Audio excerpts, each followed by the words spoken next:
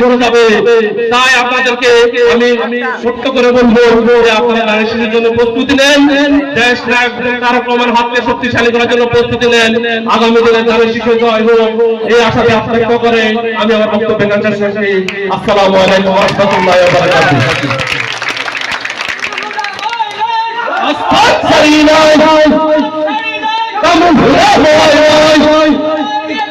আমরা আপনাদের সামনে বক্তব্য নিয়ে আসতেছেন বাংলাদেশ জাতীয়তাবাদী যুবদল গুলবতী ইউনিয়ন শাখার সদস্য সচিব আমার স্নেহভাজন আমার সহযোদ্ধা আরিফ জিয়া।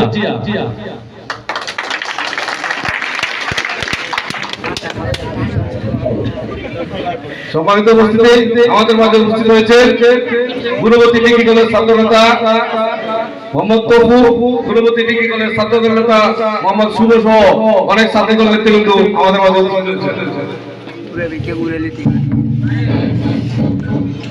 আউযু বিল্লাহি মিনাশ শাইতানির রাজিম, বিসমিল্লাহির রহমানির রহিম। সম্মানিত উপস্থিতি, আজকের আগদিয়া গ্রাম বিএনপি ও অঙ্গ সহযোগী সংগঠনের উদ্যোগে আজকের আলোচনা সভা একটা জনসমুদ্রে পরিণত হয়েছে। অবহেলিত আগদিয়া গ্রাম দীর্ঘ অনেক বছর থেকে নির্যাতিত নিপীড়িত। এই গ্রামে অনেক গুণী মানুষ আছে, অনেক রাজনৈতিক ব্যক্তিত্ব আছে, অনেক সামাজিক ব্যক্তিত্ব আছে।